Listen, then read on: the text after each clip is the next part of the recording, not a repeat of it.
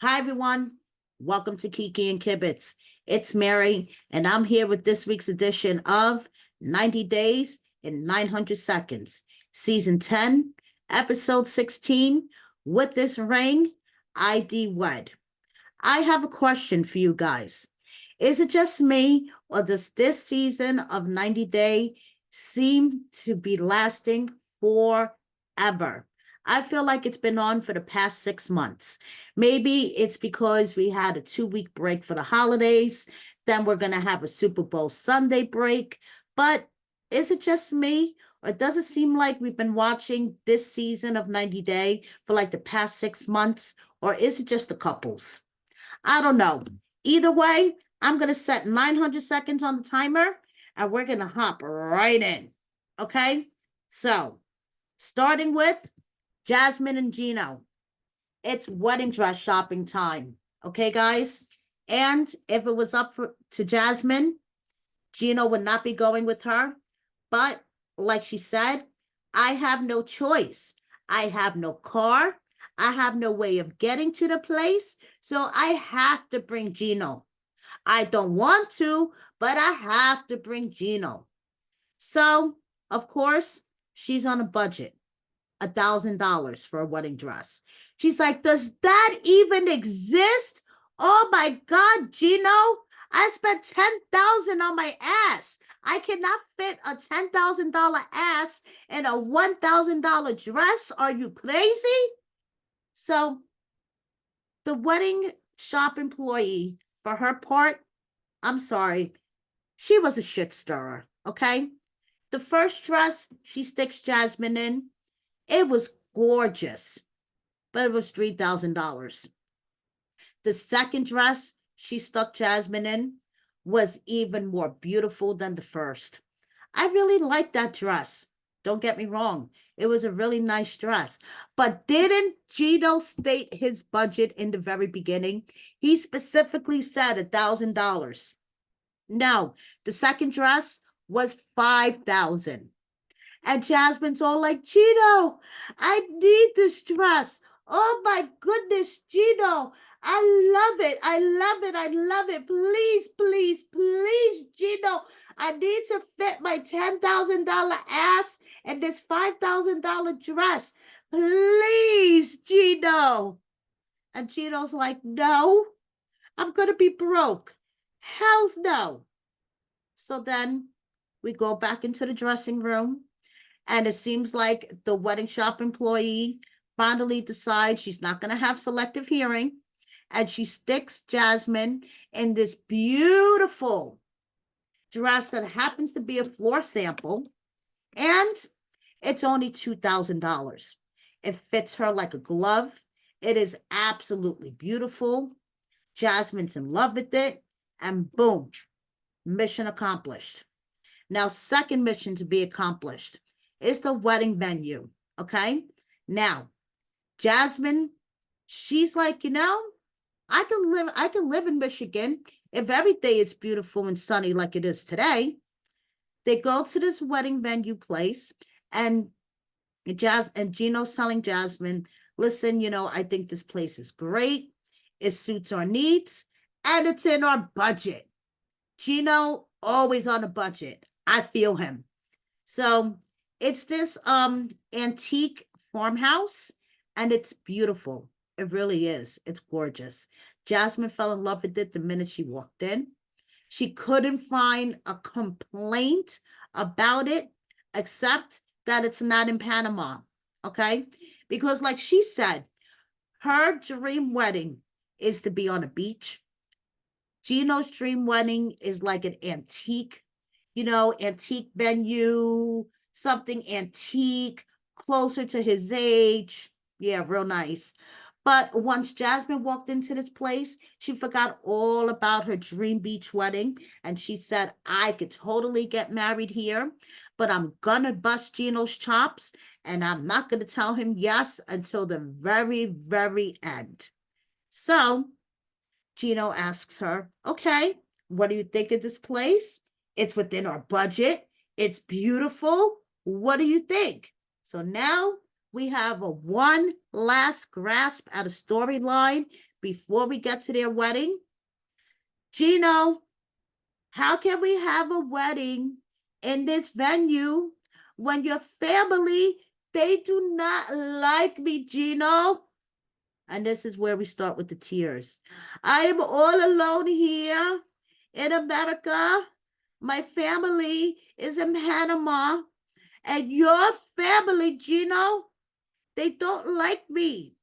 They always talking about prenups and all these things. And Gino, no. And then she starts to cry. And Gino's like, I understand that this is so hard for her getting married without her family. So he's going to set up a dinner, a last ditch effort, okay, for his family and Jasmine to get on the same page before they get married, because we need this last badly acted storyline before we get to the wedding.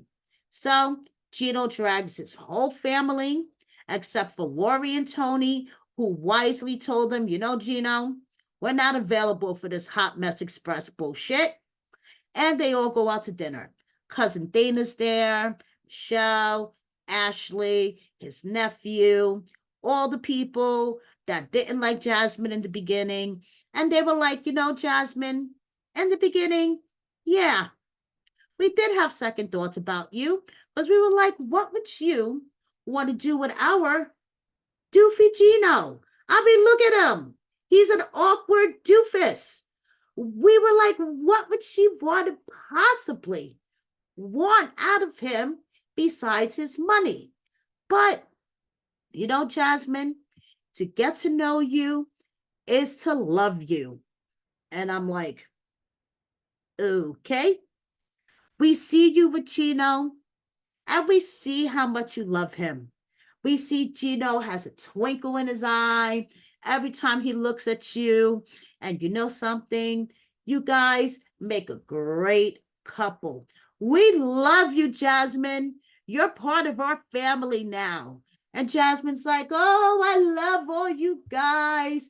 Thank you. And Gino, I just want to apologize to you, my lovely, awkward doofus. I know I'm a bitch sometimes, and I'm really bitchy, and I rip your head off a lot of times, but I love you, Gino. So now it looks like everybody's a happy family until we get to the wedding. Next, Clayton and Annalie. The aftermath of the bachelorette party. Okay. So, first of all, it's the morning after. Clayton is doing this weird workout. He thinks he's going to lose 10 kilograms, 10 kilos, I'm sorry, within one day. I'm like, dude, okay, good luck with that. Okay. Anyway, yeah, 10 kilos in one day equals 22 pounds, by the way. I Googled it. I'm like, yeah, good luck with that. You're going to try to lose that in one day. So he asks Annalie, so how was your bachelorette party? And Annalie was like, well, your sister got me a stripper. And immediately he was like, the one thing I asked you, no strippers. And you went ahead and you did it anyway. And Annalie is all like, listen, I didn't hire the stripper. I had nothing to do with it. Your sister was the one that hired the stripper. We were on a party bus. Like, what did you want me to do? Kick the guy out of the window of the bus? Like, come on. Like, it was a bachelorette party. There was a stripper there. I would say, no, no, no. Brandy was all into it. There's nothing more to it. Okay? Now, this argument got Annalie so upset to the point that she's like, is this going to be my fucking life? Really? Is this going to be my fucking life where it's going to be questioning all the time and constant fights and constant questioning? And if this is going to be my fucking life, I'd rather throw my shit back in my suitcase, get my passport, and go back home because I don't want this life. And she is literally throwing her shit in a suitcase. Okay. Clayton calls Brandy on the phone, and he's basically like, thanks a lot, sis. Due to you hiring you and your fucking strippers, I got into an argument with her, and now she's packing her shit and she's like getting ready to leave. It's the day before my wedding. Thanks to you and your fucking strippers, Brandy. Thank you. Meanwhile, Brandy's like, yo, bro, just go give her a hug. Give her a hug. Tell her everything's going to be okay. And Clayton is being, I'm sorry, a real smart ass with Brandy. And Brandy's like, well, there's no need for you to be a smart ass with me. I'm just trying to give you advice, which I agree. Okay. So, anyway, Clayton goes and tries to hug Annalie, tells her, don't worry, everything's going to be okay. I'm sorry. Don't worry. And Annalie, her face says it all. She does not want to be there. She wants to be on the next flight home to Peru. She is done. DONE, done. Okay? So she's like, I cannot live a life like this, Clayton. Okay? Where you will be relentless with questions until you get every little detail. And Clayton's trying to explain his brain is going in 20 different directions, and he wants to know what is happening. And this is why he was so relentless with the questions about the stripper and no, please forgive me. And Annalie is like, I don't think I could do this. So, you know something, Clayton? I'm going to sleep in a separate bedroom. I don't want to talk about this anymore. I want to sleep in a separate bedroom tonight so I could think about this. And Clayton's like, Annalie, you're scaring me now. And if I was him, I would be scared because I think for the first time in 90-day history, we may have a runaway bride. Okay. She may say, fuck this and get the hell out. Okay. So, yeah, I think we may have a runaway bride for the first time in 90-day history. Next, we have the Wish version of Iced Tea and Cocoa, Sophie and Rob. And all I have to say is their arguments are becoming so repetitive. I'm blocking them out and they're starting to sound like the Charlie Brown teacher to me. Wah, wah, wah, wah, wah, wah, wah. Wah, wah, wah, wah, wah, wah, wah, with a British accent. Wah, wah, wah, wah, wah, wah, wah. Wah, wah, wah, wah, wah, wah, wah. That's what they're starting to sound like to me, okay? So now Rob picks her up at the hotel. He's standing in the parking lot. He doesn't look happy as fuck. They give each other a hug. Is it just me?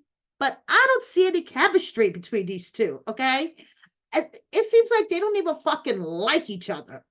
Fuck any chemistry, sexual chemistry, any chemistry whatsoever. To me, it's non existent, okay? So now, basically, Rob wants Sophie. I'm going to hit the highlights of their argument, okay? Rob wants Sophie to understand what it means to be left out to dry. Okay? He feels very left out to dry by Sophie. Sophie didn't have his back. He doesn't like it.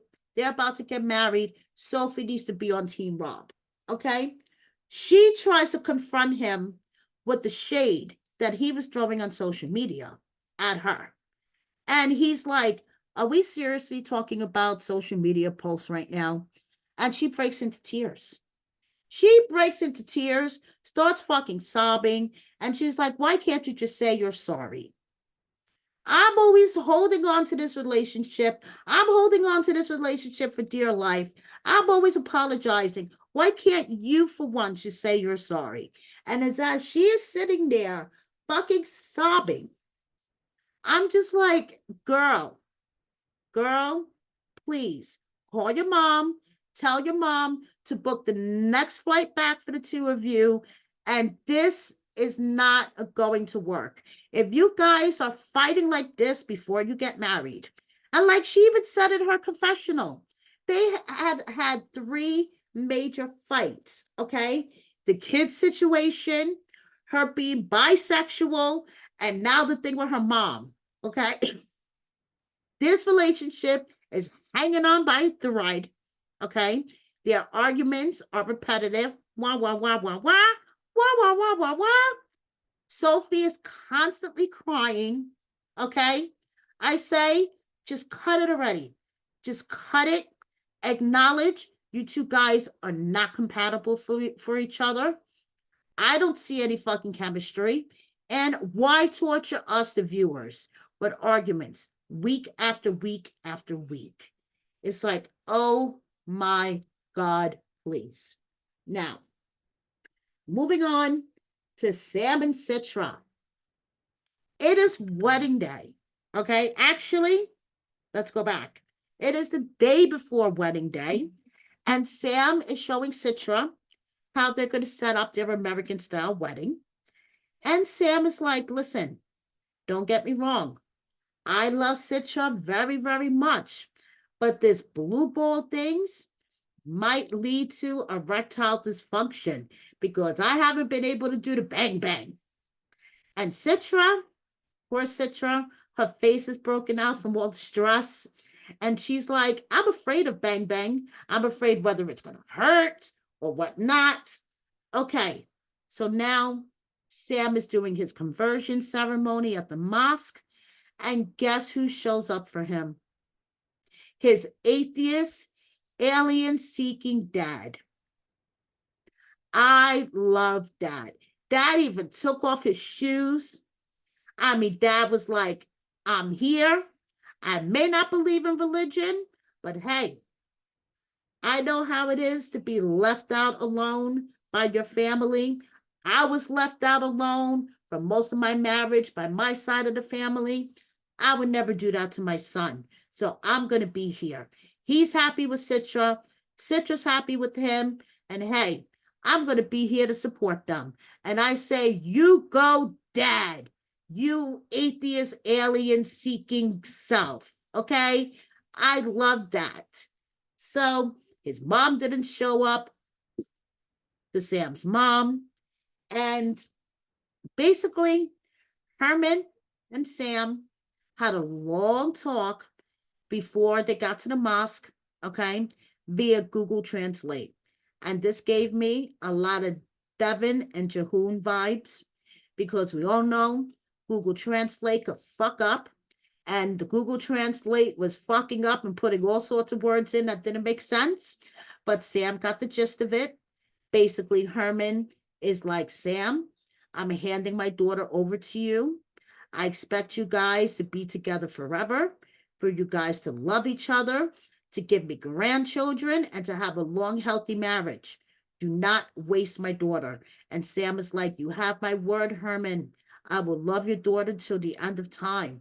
Actually, your marriage with your wife is a marriage that I strive for. And that made Herman very emotional and very happy at the same time. So they go off. Sam does his conversion ceremony, and Sam and Citra are married in the mosque. So now they're going to have their American wedding ceremony, and maybe Sam could finally help get rid of his blue balls. So now, finally, Ashley and Manuel.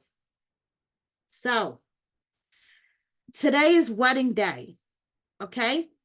And Manuel's like, okay, let's call my mom. So they call his mom, and the phone call's emotional, okay? Mom is happy that Manuel is getting married, but she's sad that she's not going to be able to be there. And I was waiting for her to blurt out, and your wife and kids, but she didn't.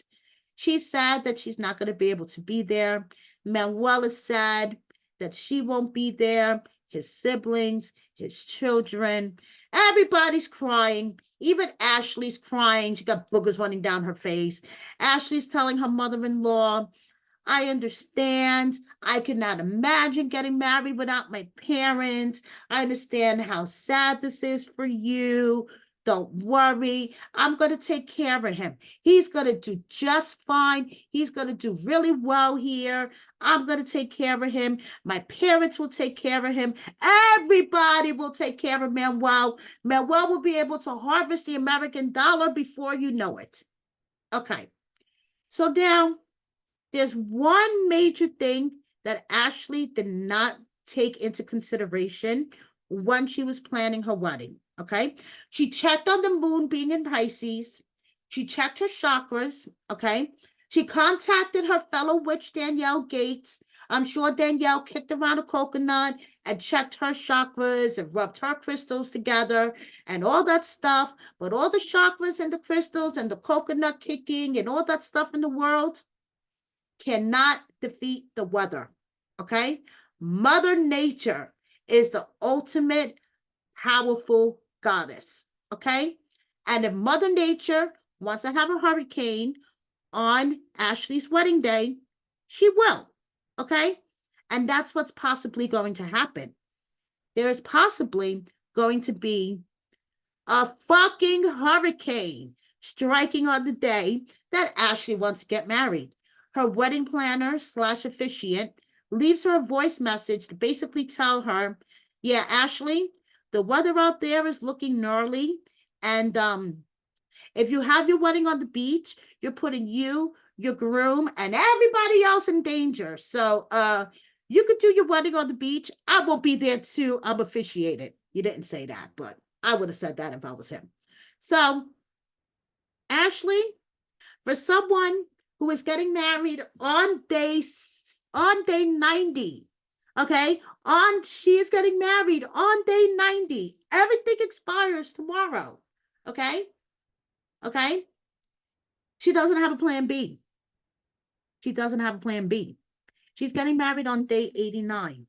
If she does not get married that day, okay, on the beach at 5:30, the next day is day 90, okay? And Manuel may get what he wants. He may get to go back to Ecuador and see his mother and his siblings and his kids and his wife and everybody else, because Ashley waited until day 89 to get married and planned a beach wedding in Florida at the height of hurricane season without a plan B.